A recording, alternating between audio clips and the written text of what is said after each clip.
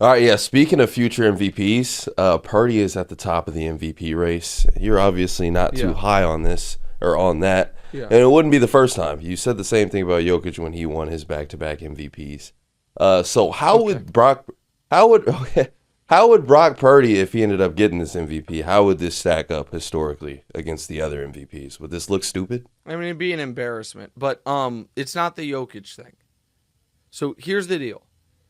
At no point was anyone, including me, questioning is Nikola Jokic the best Nugget. At no point was there an argument made that other guys on the Nuggets were more valuable or better at what they did than Jokic. The argument was very clear. Is Jokic the fifth or sixth best player in the league, like I thought, or the best player in the league, like a lot of other people thought? And they were correct, and I was wrong on that. That is so entirely different than an MVP for a guy who everyone acknowledges is not the best player on his team, is not the, I mean, you can say valuable, you can say every team's quarterback is their most valuable guy, but a player who by any historical metric other than the raw stats, that's what he has going in his favor. The raw numbers are elite. Any type of deeper level analysis works against him. And people think I am picking on Hasn't Brock Purdy. hasn't Go your ahead, Demonte. argue isn't your argument always just raw numbers though? Like with LeBron, like back in the day, I feel like it's the stats, highest amount of points, assists, rebounds, raw numbers. But like now, it's this other That's guy, Brock the Purdy. The raw numbers aren't a big deal. It's oh, he's got superstars with him. What's going on? Okay, so a few things. One is, of course, the numbers matter to a degree in any of these arguments, right? That's first of all. But second of all, I do hope everyone heard what you did, which other people have done, which we now have compared Brock Purdy within 90 seconds to Nikola Jokic and LeBron James. And yet I'm the hater because I'm like, let's pump the brakes a bit, guys. Let's just pump the brakes a bit and have a real conversation here. What is so intriguing to me is everyone is doing to Tua what I'm doing to Purdy. I'm just doing it to both of them. You seen Tua's raw numbers? Hell, the last 2 years. You can even make a stronger argument for Tua because that team fell apart when he wasn't there, while the Niners were rolling people in the final 4 games after they got Christian McCaffrey before Brock took over with Jimmy freaking Garoppolo. But yet with Tua, everyone's like, okay, he's fine.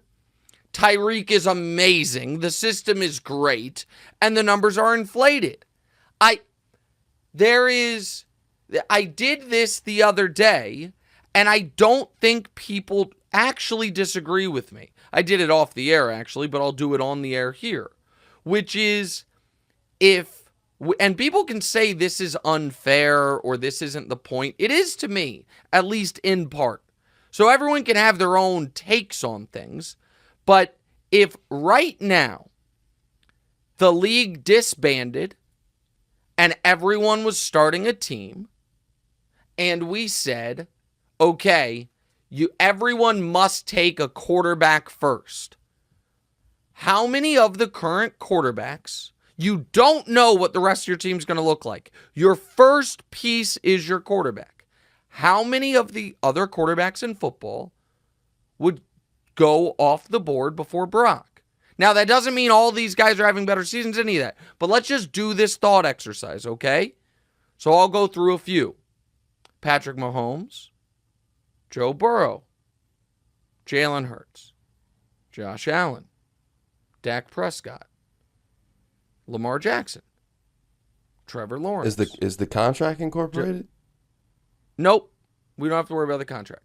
I'm just talking about the player's ability. Justin Herbert. CJ Stroud, obviously. Obvious. Kyler is a question, but for me, I would take Kyler with his warts The small over quarterback? Brock Purdy. Over Brock Purdy? I would take. Well, Brock Purdy's not exactly a strapping man. I mean, Brock Purdy's a little bit bigger than Kyler. He's not prototypical size. This is where people will say I've gone too far.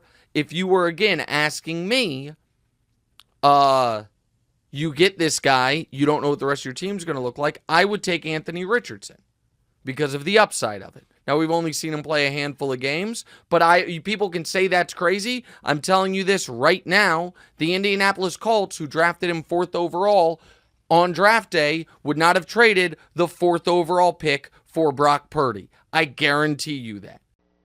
Hey, thanks for watching. Hit the subscribe button to get more from the show, and make sure to click the bell to get notified every time new content drops. Check out full episodes of What's Right wherever you get your podcasts, or just click the link in the description below.